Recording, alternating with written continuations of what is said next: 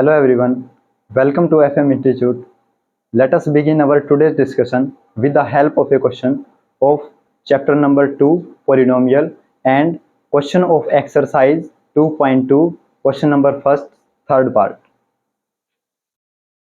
यहाँ पे हमें एक्सरसाइज 2.2 का एक क्वेश्चन दिया हुआ है, क्वेश्चन नंबर फर्स्ट का थर्ड पार्ट, जिसके अंदर हमने क्या फाइंड करना है, जिसकी जो स्टेटमेंट है, find the zeros of quadratic polynomial this and verify relationship between the zeros and the coefficient.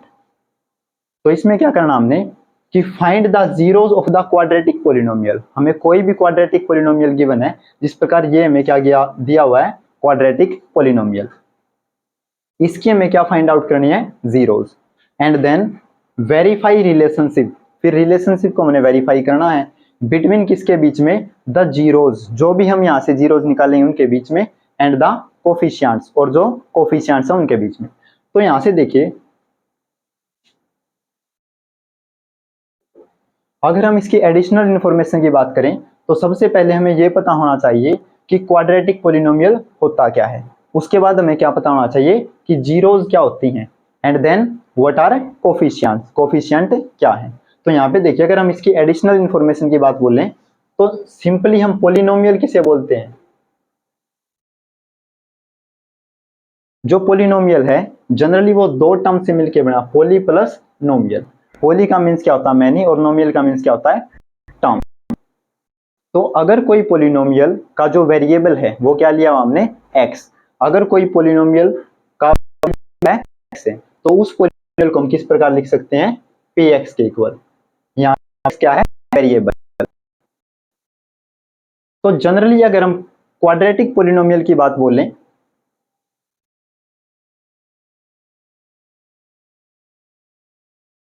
Quadratic polynomial को हम क्या बोलते हैं, द्विघात बहुपद।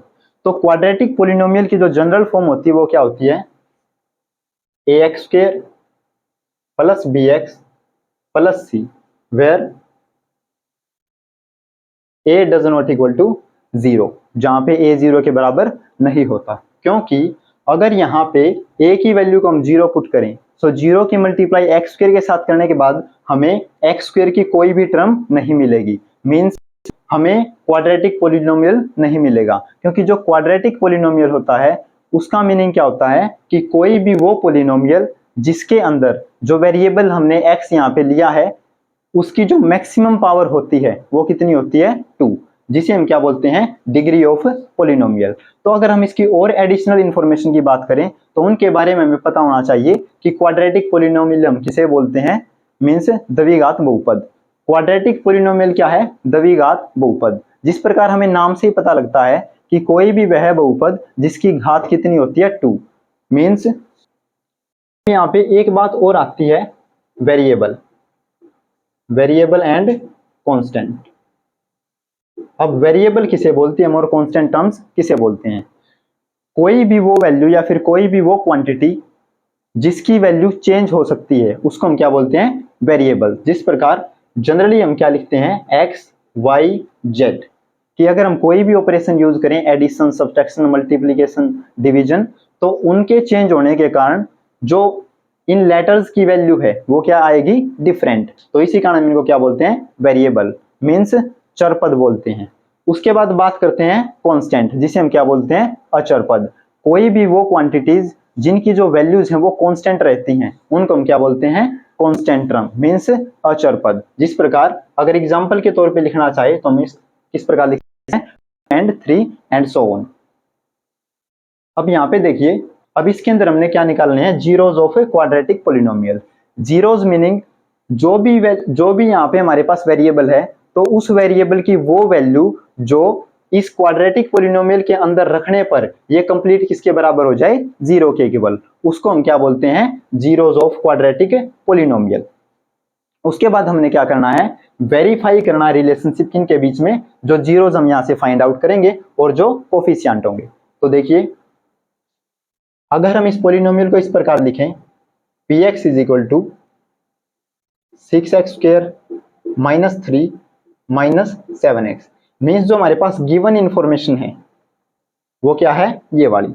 अब हमें पता है कि जो जनरल फॉर्म होती है किसी भी क्वाड्रेटिक पोलिनोमियल की द्विघात बहुपद की, वो क्या होती है, ax² plus bx plus c। तो पहले हम कौन सी टर्म लिखते हैं, x² वाली, उसके बाद x वाली, एंड देन कांस्टेंट टर्म। तो यहाँ पे देखिए अगर हम इसको इंटरचेंज करें, सो 6x² माइनस 7 आगे और -3 को क्या लिखेंगे बाद में। अब ये हमारे पास क्या आ गई, जनरल फॉर्म जो होती है क्वाड्रेटिक पोलिनोमियल की। और अगर हम यहाँ पे साथ में बात बोल लें कि जो ए बी सी है, स्मॉल a स्मॉल b और स्मॉल c, वो क्या होते हैं, रियल नंबर्स।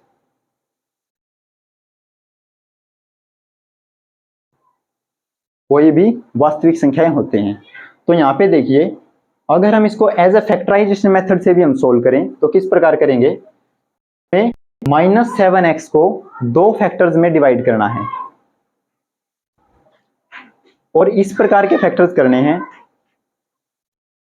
जिनकी अगर हम मल्टीप्लाई देखें तो x के कोएफिशिएंट और जो थर्ड टर्म है उन दोनों की मल्टीप्लाई अगर हम यहां से देखें तो रफली कितना आता है, 6x² की मल्टीप्लाई -3 के साथ करेंगे, देन वी गेट -18x²। और अगर हम बीच वाली टर्म देखें कि जो भी हमने -7x को दो फैक्टर्स के अंदर तोड़ना है, ब्रेक करना है, उनकी मल्टीप्लीकेशन है वो तो कितनी होनी चाहिए, जो फर्स्ट टर्म है और जो लास्ट टर्म है, मींस x² वाली टर्म और जो कांस्टेंट टर्म है, दोनों की मल्टीप्लाई करने से हमें कितना मिला, -18x²। और जो उनका सम होना चाहिए वो कितना होना चाहिए, -7x। तो यहां से देखिए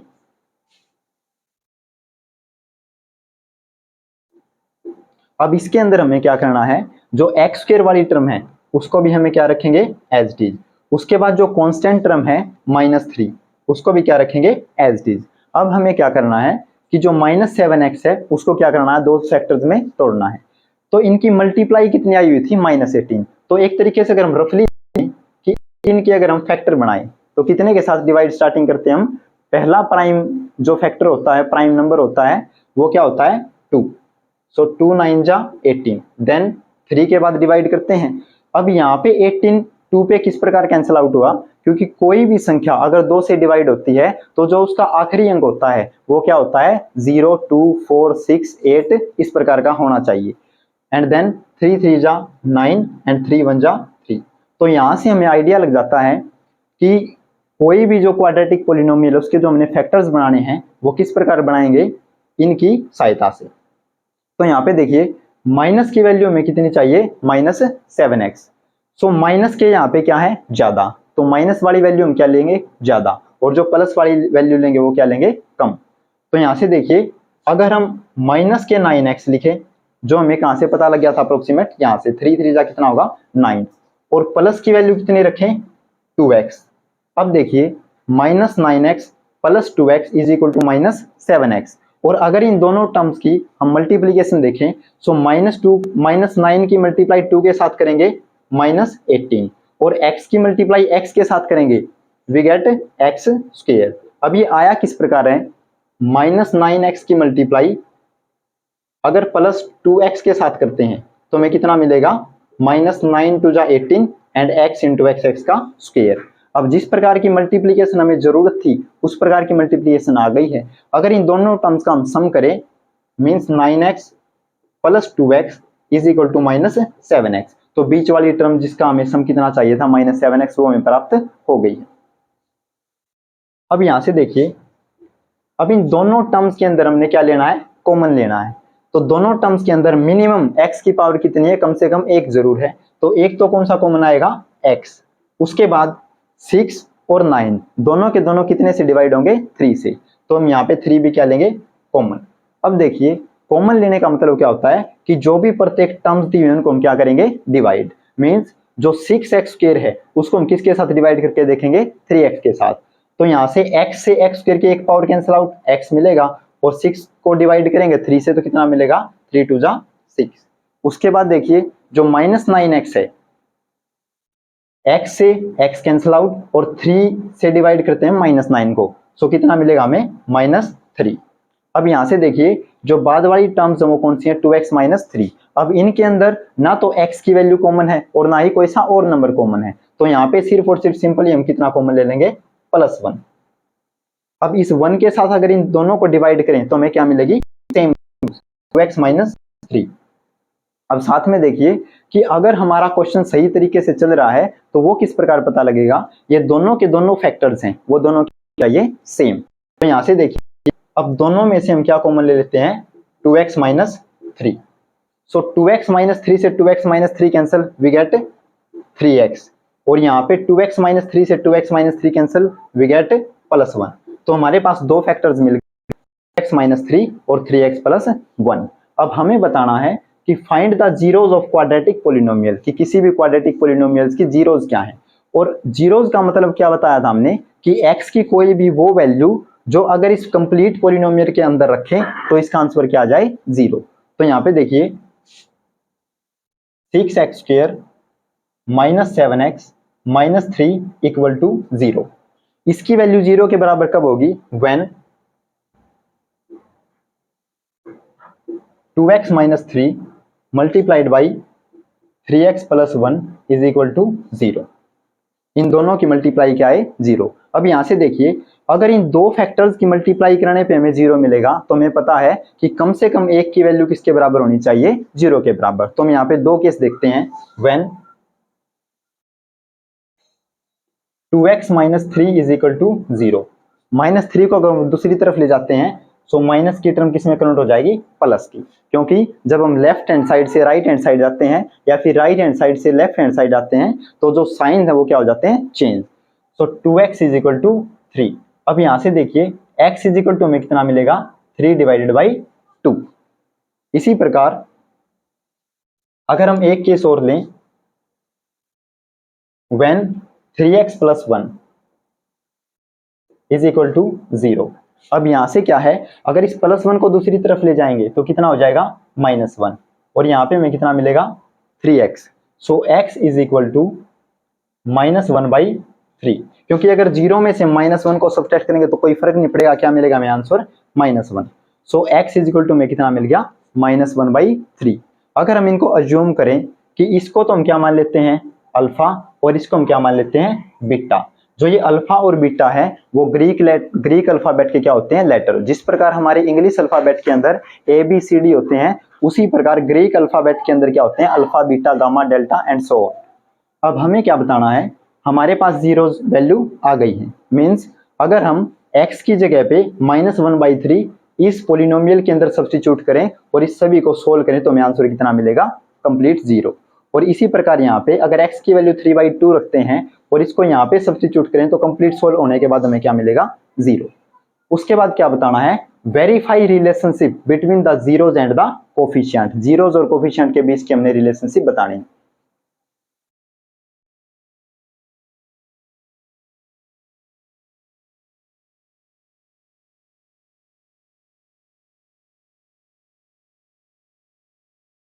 We know that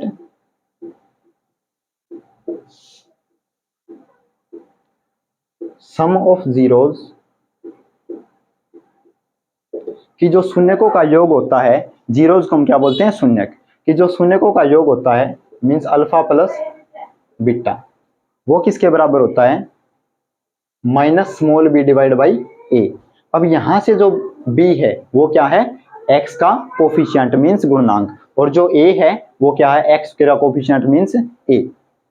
इसी प्रकार product of zeros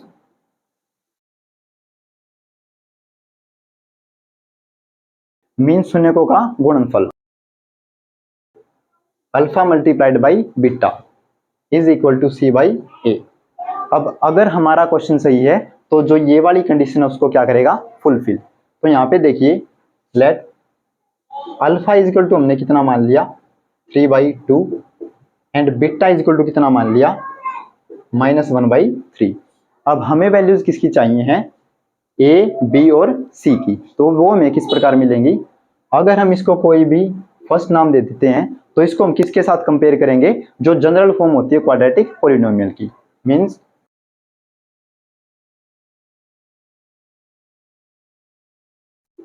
first with ax² plus bx plus c।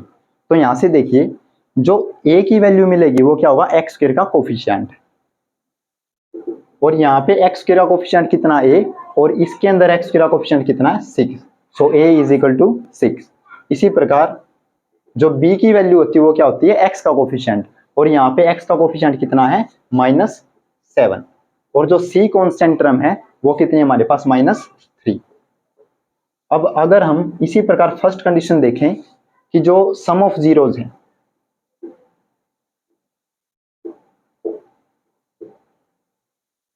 वो क्या होगा, alpha plus beta means 3/2 plus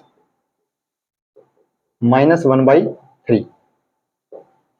अगर हम इन दोनों का एलसीएम लें वी गेट 6, सो 3 3 जा 9 प्लस 2 के मल्टीप्लाई -1 के साथ कितना होगा, -2 is equal to 9 - 2 is equal to 7/6। तो हमें यहाँ से जो अल्फा प्लस बीटा है उसकी हम एक तरीके से लेफ्ट हैंड साइड देखें तो वो किसके बराबर मिल गई, +7/6। इसी प्रकार अगर हम राइट हैंड साइड की बात करें जो ये है वो किसके बराबर है, -b/a। सो माइनस, और जो b की वैल्यू हमारे पास है, b की वैल्यू कितनी है, -7 डिवाइडेड बाई a, और जो a की वैल्यू हमारे पास वो कितनी है, 6। तो अगर हम यहां से भी सोल्व करें, माइनस माइनस की मल्टीप्लाई कितनी होगी, 7, और डिवाइड में कितना होगा, 6। अब यहां से देखिए जो लेफ्ट हैंड साइड और राइट हैंड साइड दोनों क्या आ गई, इक्वल, मींस जो सम ऑफ जीरोज वाली कंडीशन है उसको हमारे जो जीरोज है वो फुलफिल करते हैं। अब हमें क्या देखनी है, जो प्रोडक्ट ऑफ जीरोज वाली है।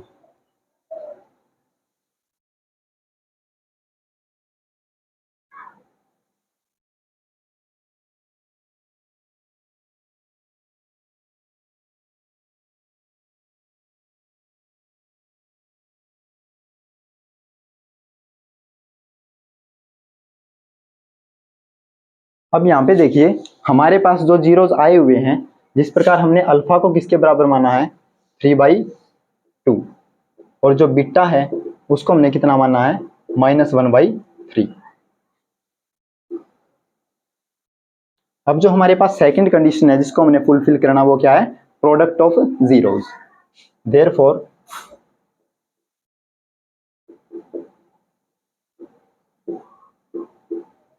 प्रोडक्ट ऑफ जीरोज मींस शून्यकों का गुणनफल, जिसको हम क्या लिखते हैं, अल्फा मल्टीप्लाइड बाई बीटा। तो यहां से देखिए alpha multiplied by beta means 3/2 की मल्टीप्लाई हम किसके साथ करेंगे, -1/3 के साथ। सो सोल्व आउट करने पे हमें कितना मिलेगा, 3 की मल्टीप्लाई -1 के साथ मींस प्लस की मल्टीप्लाई माइनस वाले के साथ करते तो हमें आंसर कितना मिलता है, माइनस, क्योंकि दोनों के अगर कोई भी दो ऑपोजिट साइन है उनकी अगर हम मल्टीप्लाई करते तो हमें आंसर क्या मिलता, माइनस। सो 2 की मल्टीप्लाई 3 के साथ वी गेट 6, क्योंकि दोनों का साइन क्या है, सेम, तो आंसर क्या आएगा, प्लस का। अगर हम इसको कैंसिल आउट करें, -1/2, तो हमें किसके बराबर मिलेगा, -1/2 के बराबर। अब इसी प्रकार जो हमारी लेफ्ट हैंड साइड है वो किसके बराबर आ गई, -1/2 के बराबर।